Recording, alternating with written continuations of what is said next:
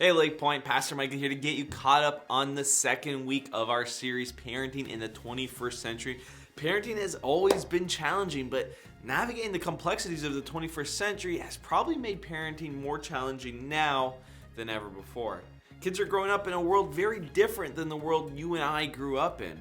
Culture and technology have dramatically shifted our perspective and approach to life, including how we view parenting. Did you know that kids born after 2005 are the first generation that don't need adults to get information?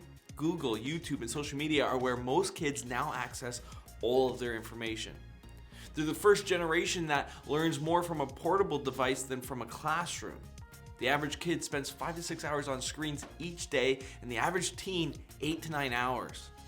They're the first generation that has external stimuli at their fingertips 24/7. They don't have to motivate themselves. Outside entertainment provides all their stimulation. They're the first generation that can broadcast any thought or emotion to those who follow them. Instagram, Snapchat, TikTok, you name it, teens are expected to project and maintain a public persona to their online world, which psychologists say has led to a significant rise in narcissism, which experts are calling high arrogance, low self-esteem. And finally, they're the first generation who are socially connected at all times, but often in isolation. No generation has ever been as socially connected as them. Unfortunately, no generation has ever been as lonely as them. They have 1,000+ friends online, but they don't know or enjoy true community. In fact, experts say that technology and social media significantly reduce the development of empathy, social skills, and emotional intelligence in today's teens, and ultimately leads to poor mental health.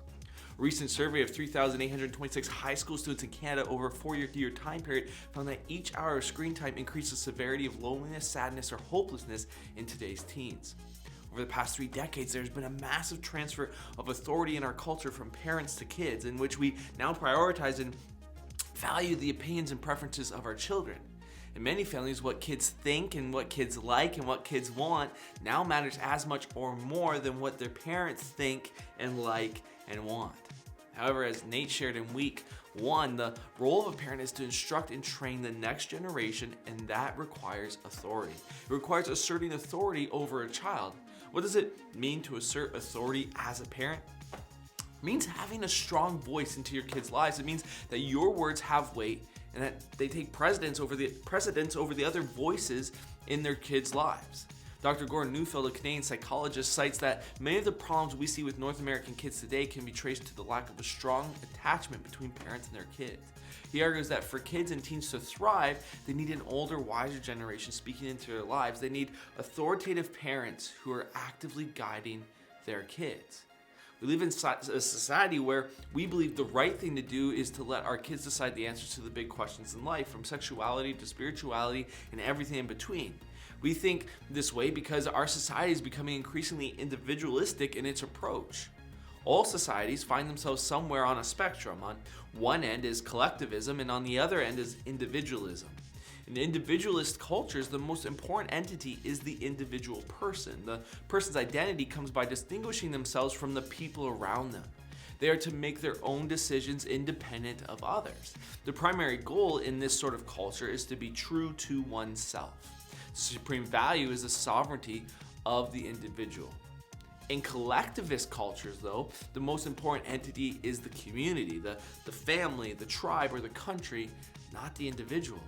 A person's identity comes not from distinguishing themselves from the community, but from persevering the unity and harmony of the group. They make decisions based on the counsel of elders, parents, aunts, or uncles. The highest goal in this sort of culture is to support your community. This is what makes people feel happy and content. Now, what's better, an individualist or collectivist culture? Well, neither. Probably what's better is actually a balance of the two. Our job isn't to protect our kids from the world. Our job is to help our kids make sense of the world. One of the areas they're struggling most these days is when it comes to identity. The digital revolution has caused them to grow up in a world far different than previous generations. Our brains weren't programmed to be overstimulated and overwhelmed by constantly trying to live up to the expectations social media places on us. Did you know that a woman's confidence level on average peaks at age 9? Like, how sad is that? The most confident a woman will ever be in life is before she reaches puberty. It's part of why we have responsibilities as parents to help our kids know that their identity is not in who the world says they are, their identity is in who God says they are.